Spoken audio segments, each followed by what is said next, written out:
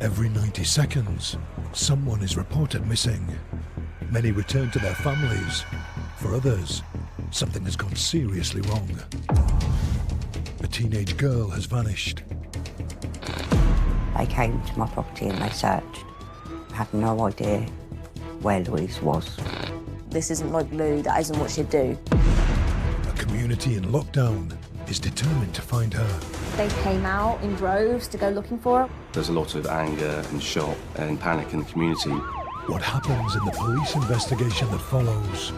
It did scare me quite a bit to actually see the police officers, helicopters, forensics and dogs. This was a big investigation. There were lots of reports coming into police. What happens to the family at its heart? The most gut-wrenching, heartfelt pain. It felt like someone was ripping my stomach apart. When missing turns to murder.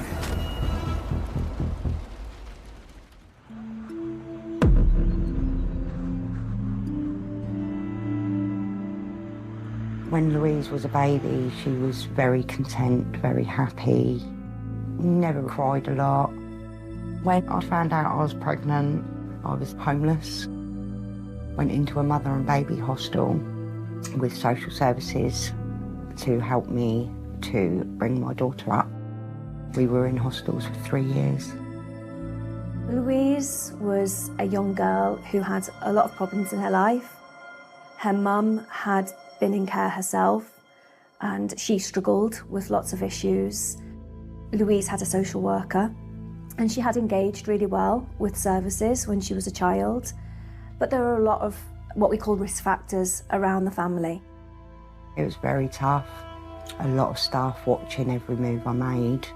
We just had to do what needed to be done to prove that I could be a mum on my own. In 2009, when Louise is 6 years old, Becky moves to Lee Park in Havant, Hampshire. I first met Louise when I used to ride my bike along Lee Park and a little girl would be waving. And then one day she came over to the bike with her mum. So I sat her on the bike and she loved it. And that became a regular occurrence. After a while, she started calling me Uncle Donk, and Rebecca still calls me it now. Supported by social services, Becky and Louise settle into their new home, and Louise starts at a local school. She had one main friend all through school called Chelsea. Louise and Chelsea would stay at each other's houses. They were more like sisters than friends. Louise, she was quite a weird little kid, to be honest, but we clicked straight away because I think I was weird enough myself, to be fair, and we just become friends instantly, really.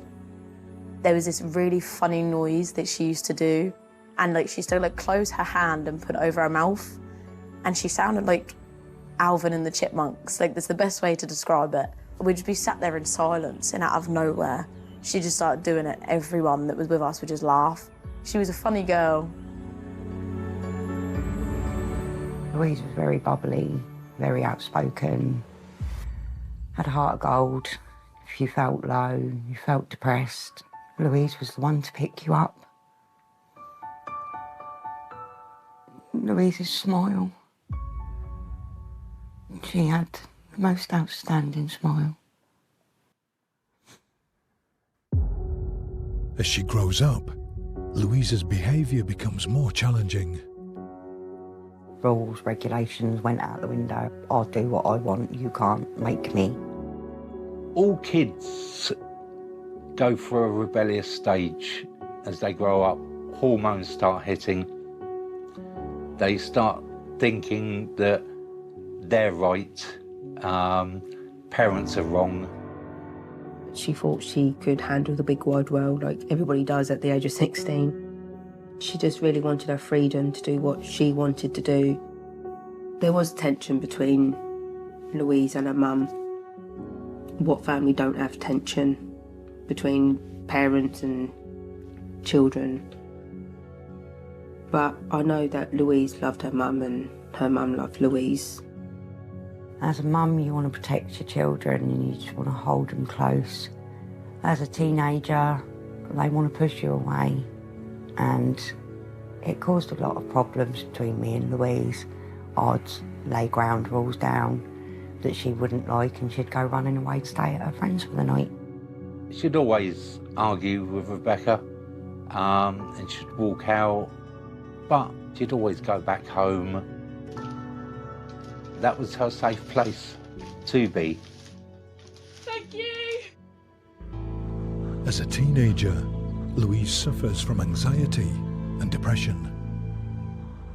Lou had a very close relationship with me when it come to telling me her worries and her insecurities and the struggles that she had with mental health.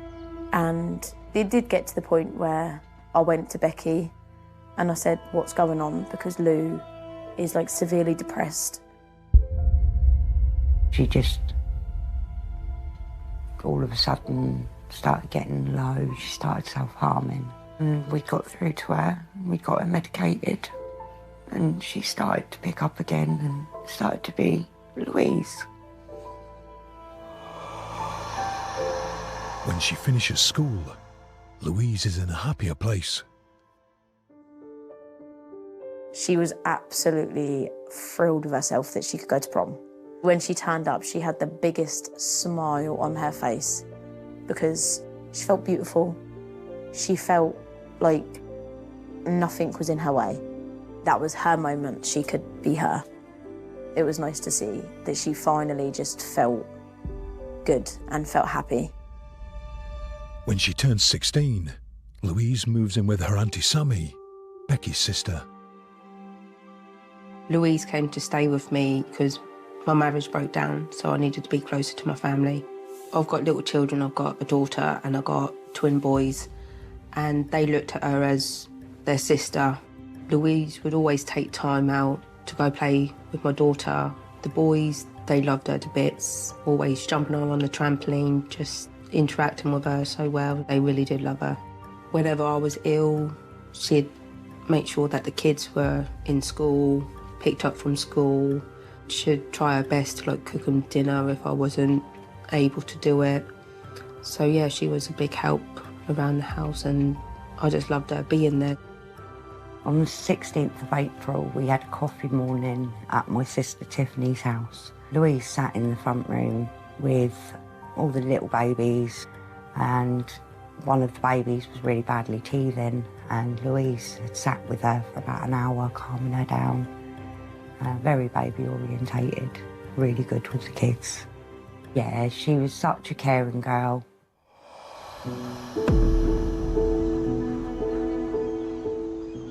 On the 17th of April 2020, Louise left my sister Sammy's property.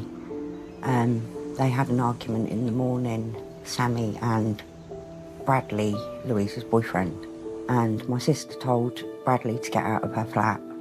And my Louise decided that she was going to follow her boyfriend and left my sister's property as well.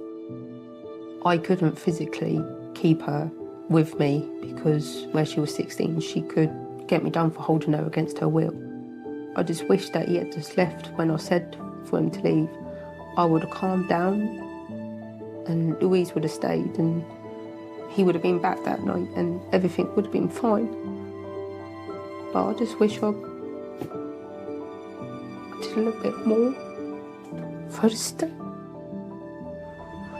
We had just gone into lockdown, so I rang the police to say that Louise was walking the streets. I worried because of Louise's mental state. I didn't want my child walking the streets for no reason and wanted her home. Becky's intervention causes a huge row with Louise, which plays out all over social media. 3 hours after Louise had left Sammy's property, I got a phone call from my cousin Chaslin, CJ Mays, to say that Louise was with her. Louise then stayed with Shane Mays and CJ. Louise knew CJ from a baby because CJ is my biological cousin on my dad's side of the family. Shane and CJ had been married, I think, for 8 years. Louise went and stayed with them when they lived in North End in 2013, and then she didn't see him again until 2020, when she turned up at their property on the 17th of April. When I found out she was staying at Shane and CJ's, it was a relief because obviously it was family, so we knew that she was safe. I'd asked CJ to keep Louise for a couple of days so that we could both calm down, because a lot of horrible things had been said between us. CJ agreed that Louise could stay for a few days. Louise's stay with CJ and Shane turns from a few days into a few weeks.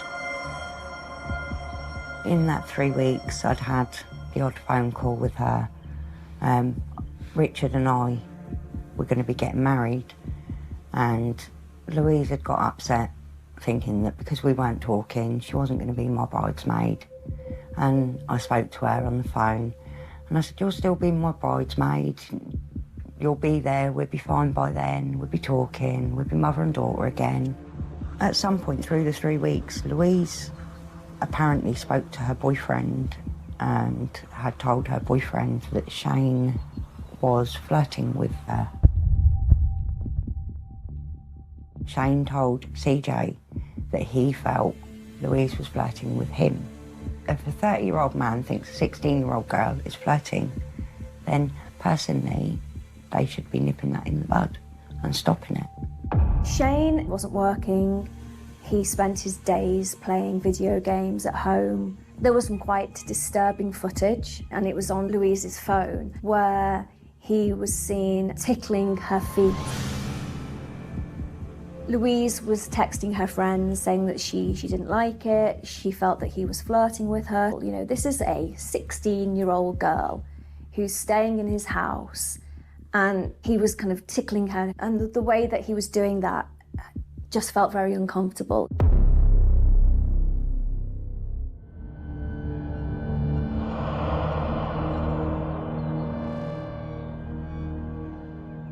Me and my mum was at Tesco's in Park Parade. I was currently pregnant with my eldest child, and Lou come past and nudged me a little bit. She said, like, "Are you okay?" And that was it. But she wouldn't talk to my mum, which me and my mum both found a little bit strange. And then I spotted someone stood outside Tesco's that I'd never really seen before. I weren't familiar with him. And then Lou's walked out of Tesco's and went and stood with the man, and they walked off up the road. Actually, the man that she was with was Shane.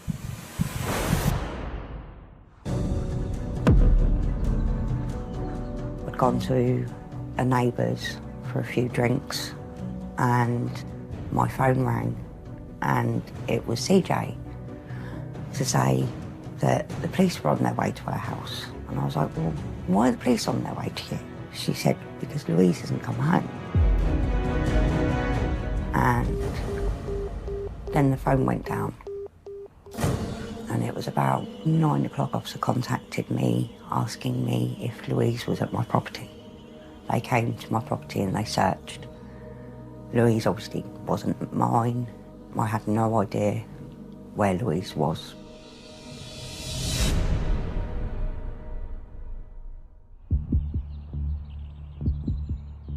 Shane Mays tells police he walked Louise to a local skate park that afternoon to meet some friends, and she hasn't returned. Louise allegedly had a curfew of 6 o'clock, and at 6:32, CJ calls the police. And that seems quite soon to be making a call to the police when a 16-year-old girl hasn't returned from being out with her friends. I think most 16-year-olds are often half an hour late. When Louise first went missing, it was reported as a missing person. So at that stage, the first phase is missing person, where's Louise gone? There was no suspicion at that stage there was anything untoward. She simply hadn't come home. Personally, I thought Louise was just a typical teenager, gone off with her boyfriend, with her friends, didn't want CJ, to know where she was. Louise had done this numerous times with me, had gone off to her friends. Oh, don't tell my mum I'm here. Shane came to my property at 10 to 11 at night to drop me some milk off and told me that he was going back to look for Louise again because there was still no sign of her. Louise's loved ones tried to track her down through social media. I had learnt that Lou was missing because there was actually a post put up on Facebook and a lot of people were like, oh, she's probably ran away for attention. And I'm not going to lie, at first I did also think she'd run away to get attention from someone. And then obviously the longer she was missing, the more I was like, this isn't like Lou, that isn't what she'd do. Louise would have been considered what we call a high-risk victim. When a child goes missing, a risk assessment is completed and they are deemed either low, medium or high risk. Because of her circumstances, because of her age, because she was already at risk of being homeless, they would have put her as high risk. So a huge investigation was started into her disappearance. The story also catches the attention of both the local and national media. VE Day was on May the 8th, which was the day she went missing. So I think from that point onwards, police appealed to the public and because they felt that there could be people out there, you know, having gatherings that day with dashcam footage, CCTV footage, you might have seen something or might have captured something. From the Friday until the Monday, I thought Louise was just a normal teenager. Would come home, tail between her legs, a feel sorry for me routine. Come the Monday, I started feeling very uneasy, very agitated. Nothing seemed right. Louise was nowhere to be seen.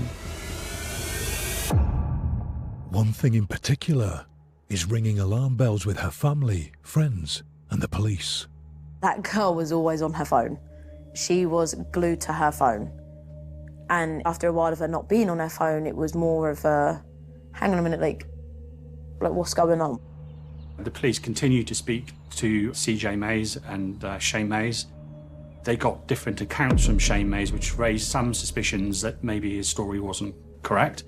Louise was like any 16-year-old girl. She was involved on social media. She had quite an active presence with her friends. That coincided with stopping when Louise had left with Shane in the afternoon. He took the police on walkabouts where he said he'd taken Louise, saying that he'd taken her to a recreational ground in Emsworth. And of course that then required a massive trawl through CCTV to try and establish whether the routes he said he took Louise were correct. But the police aren't the only ones searching for Louise. We had friends searching everywhere. I had people, we'd put notifications up all over social media, posters of Louise missing. Can we please have help if anyone sees anything?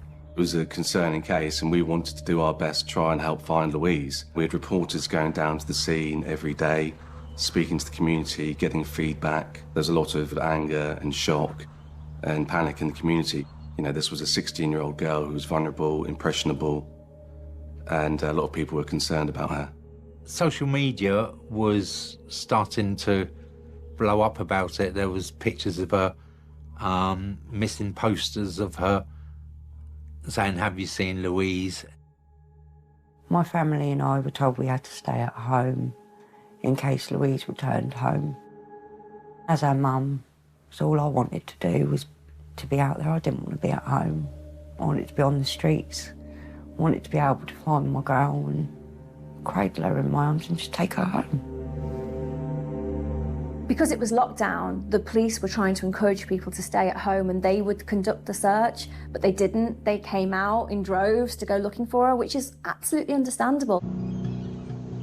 When I say the whole community literally got together, everybody come together to look for her. No matter where you would go, there was people there looking for Lou. Havant has a large population, but a close-knit community, and I'm absolutely sure it had an impact on them.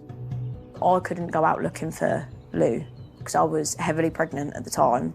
So my mum and my younger sister actually went out to look for her. I was constantly on Facebook reading up on any updates. I was constantly refreshing the page.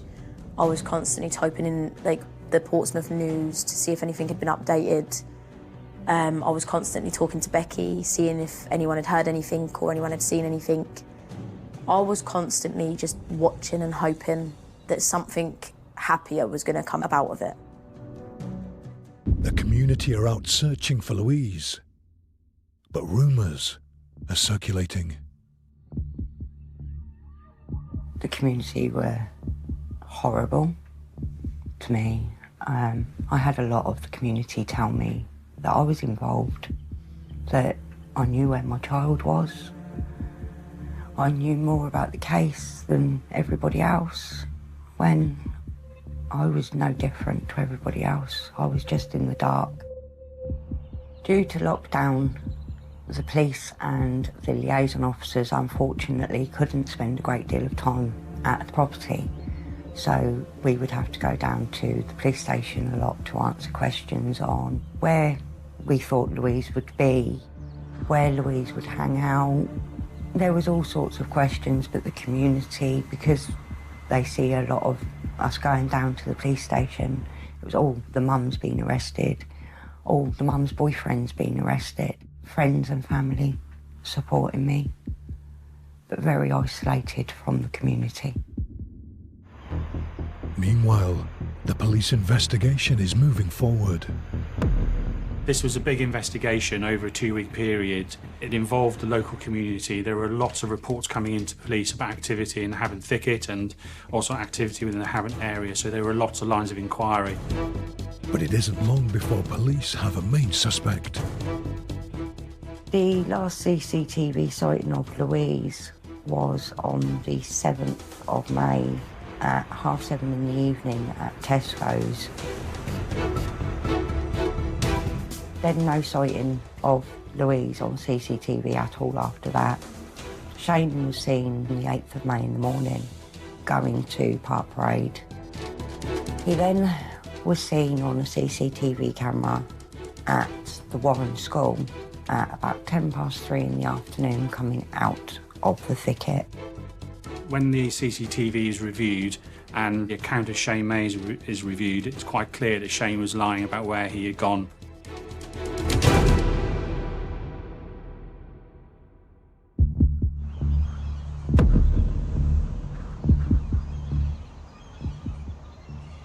The 14th of May, I had a phone call from the 2 liaison officers to ask to go to the police station. And they told me that 2 people had been arrested on suspicion of kidnap. I asked, who's been arrested, please? At this precise moment, they weren't allowed to tell me.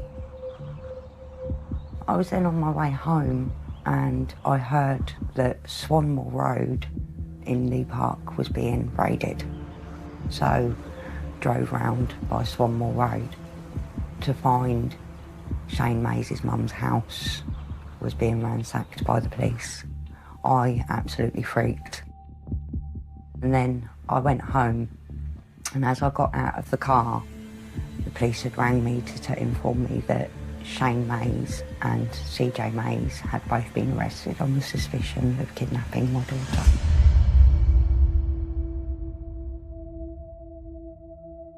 Police didn't confirm who it was. They just said they'd arrested 2 people. But on the streets in Lee Park, a lot of people, put 2 and 2 together and realised who it was. So at that point, a lot of anger was directed towards them. I still didn't want to believe that they were involved in Louise's disappearance. Why would they do that? Why would they hide her and report her missing? Shane and CJ Mays are bailed by the police, pending further inquiries. I think it finally hit home that something wasn't quite right when search and rescue got called in at 4 o'clock in the morning. It did scare me quite a bit to actually see forensics and dogs and the police officers and hear helicopters. It was like a nightmare, but in real life. It was becoming more and more real. And I think that's probably what scared me the most, was how real it was becoming so quickly. It was very unusual for a missing persons case to be so publicised with literally daily updates from the police.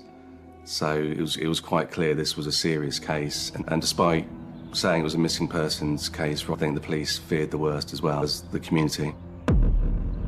I think, like any person, the police clearly understood that Louise had her phone with her and probably was fairly inseparable from it. So where her phone was, there was a good chance is where she was. So they made those inquiries, and it showed that, in fact, her phone was in the area of Havant Thicket. So police conducted a massive search of the Havant Thicket area. Louisa's mum is desperately trying to hold on to the hope that her daughter is still alive. About a week after Louise had gone missing, I started feeling very, very sad. I've watched documentaries, and the more the days go on, the less likely it is that that person's going to be found alive. And the more days went on, the harder it was for me to hold on to that last bit of hope that my child was still out there and she was still alive. And then the worst news came.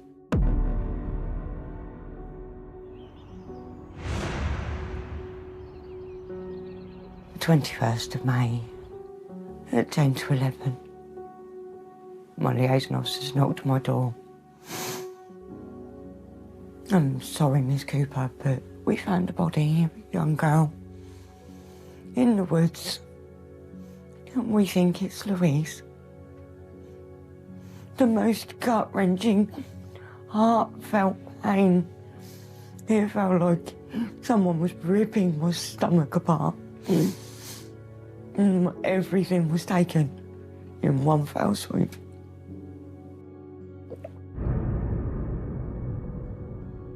It was all over Facebook. People were posting, a body's been found in the thicket. And you think, no, it can't be. And you're still hoping, you know, even though in the back of your mind, you knew that it was Louise. But you're always hoping that it's not going to be Louise. I got a phone call from Becky to say to go to her house. And when I walked through her door, and Louise wasn't there, I knew that it was her that was found. And when it came out of Becky's mouth, I just collapsed to the floor.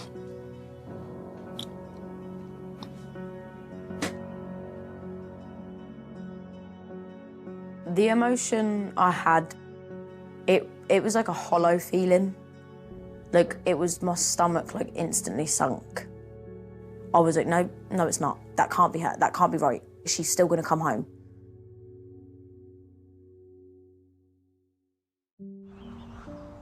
She was found at 10 to 11 in the morning. I think by about 4 o'clock that afternoon, Shane Mays was arrested on suspicion of murder. They believed Shane Mays had taken Louise to the woods. He'd punched her in the face to the extent that every bone in her face was annihilated and her jaw was detached. He then had set fire to her body. I asked them if I could see her, if I could identify her. And they said no. I couldn't even see my own child because she'd been set fire to.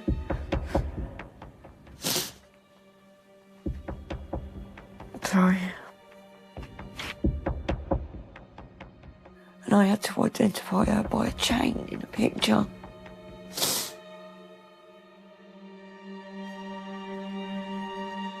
Finding out that someone who was supposedly supposed to be looking after her and was supposed to be caring for her was able to be so nasty to her. Nobody deserves that. And she definitely didn't deserve that.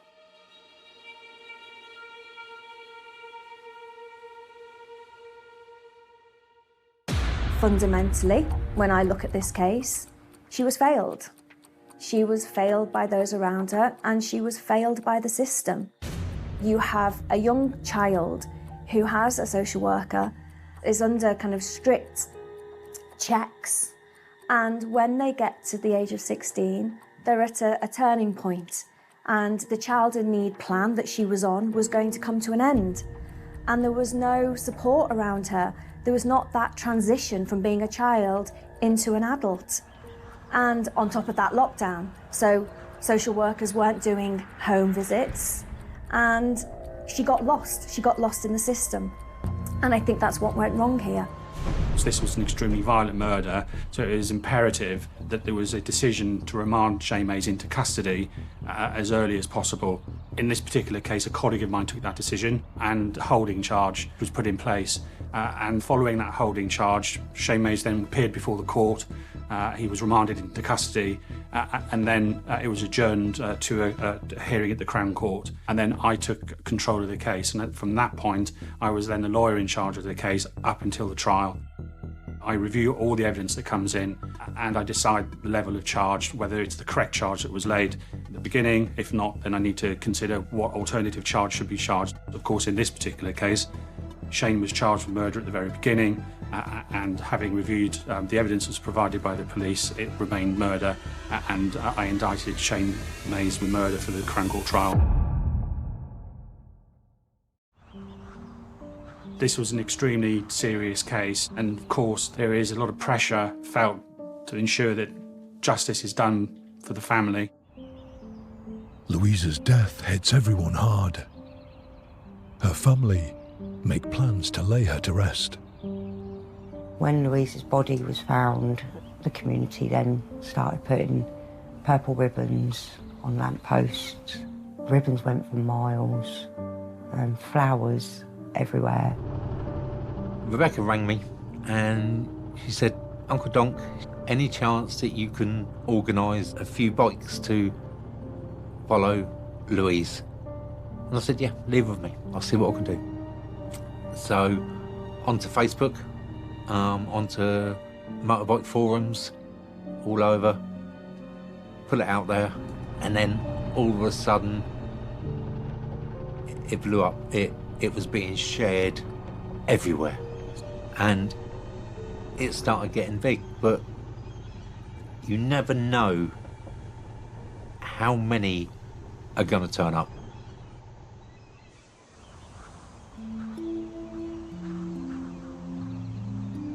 In the day of Louise's funeral, me and my sisters went to Becky's house in the morning.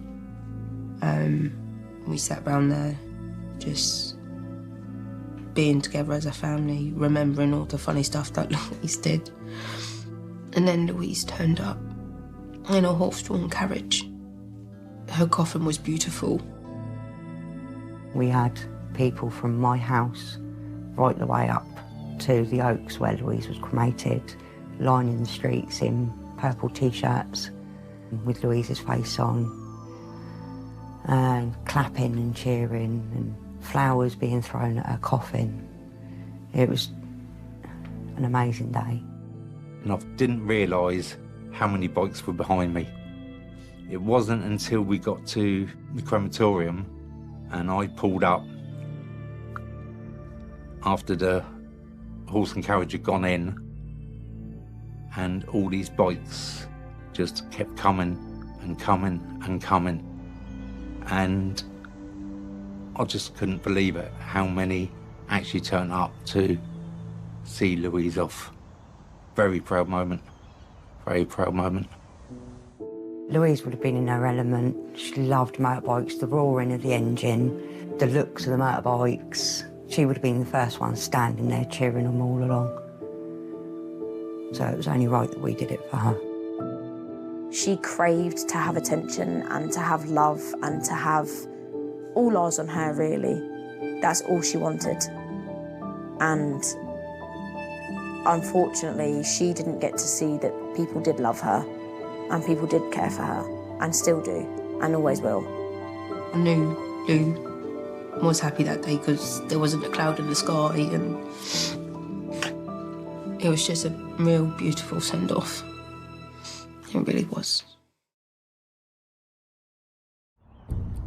Shane Mays is on remand in prison awaiting his trial, and the police decide to take no further action against CJ. Shane Mays had denied the offence all the way along. He had had psychiatric reports conducted upon him to try and provide a psychiatric defence to the offence of murder. They were unsuccessful, and it wasn't until a week before trial that that changed, where he provided what's called a defence case statement. And in that defence case statement, Shane Mays set out why it was he wasn't guilty of murder. But what he did say is that he was guilty of manslaughter. Shane Mays accepted responsibility for assaulting Louise. He gave some veiled indication that as he left the area, there were 3 other males sitting on a log nearby. The suggestion being that maybe they then went in and did something, but he wasn't responsible for what the police found. I think there was a sense of relief. There's also a sense of anger and shock. This was confirmation that he did in fact do it. But I think people felt like it was murder. There was no question in my mind that Shane Mays was responsible for the murder of Louise Smith. And it didn't take a great deal of thought to reject the proposition that he was only guilty of manslaughter. So it was an easy decision to carry on for the murder trial. Shane Mays' trial begins at Winchester Crown Court. The trial was on for nearly 4 weeks. I was there every day from the moment it started, right the way through till the very last day of sentencing. My anxiety level was through the roof. I felt very closed and very shut off from a lot of people.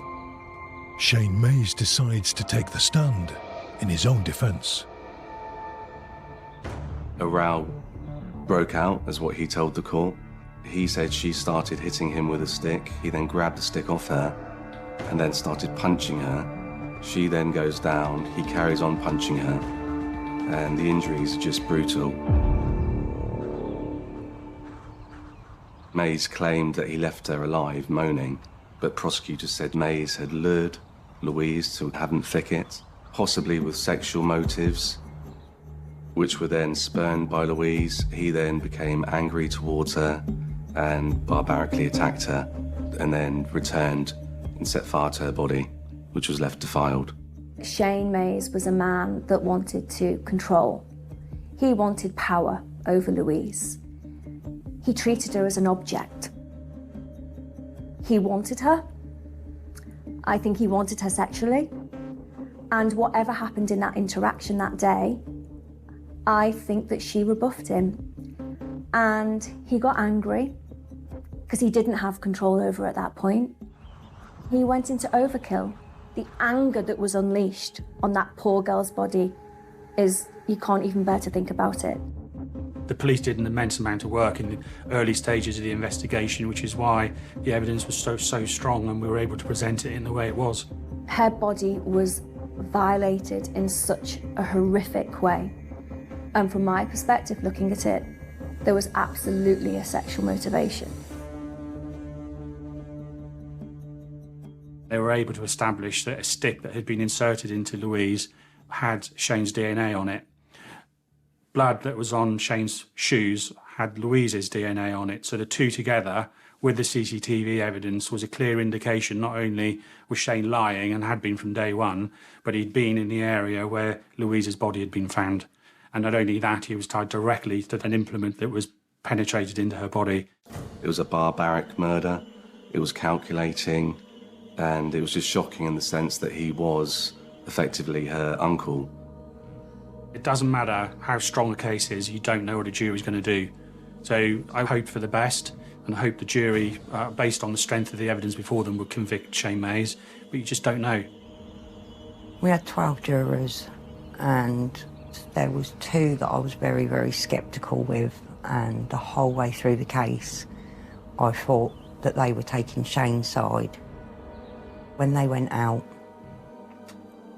we were told it can take days, so be prepared for a long wait. I think we were out there for about 3 hours, and the jury came back. The judge asked if they'd made a decision, and then they were asked how they decided, and I remember my stomach knotted.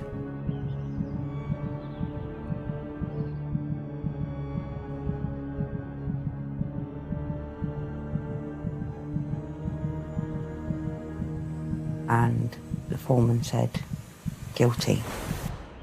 When the jury returned, there was a unanimous guilty verdict. Shane Mays was given life imprisonment, but he has to serve a minimum term of 25 years. I've worked as a crime reporter for many, many years. This case was particularly barbaric.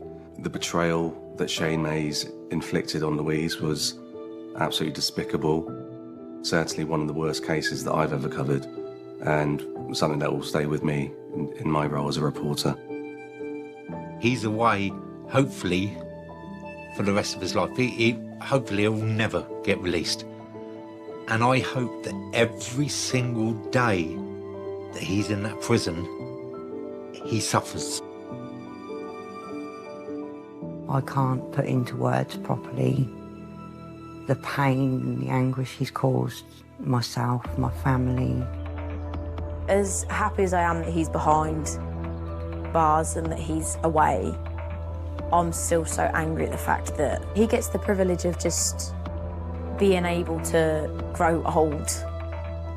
She didn't even get the privilege of reaching an adult. And that's probably what hurts the most. He took a big piece of our lives away from us. We will never forgive him for what he did.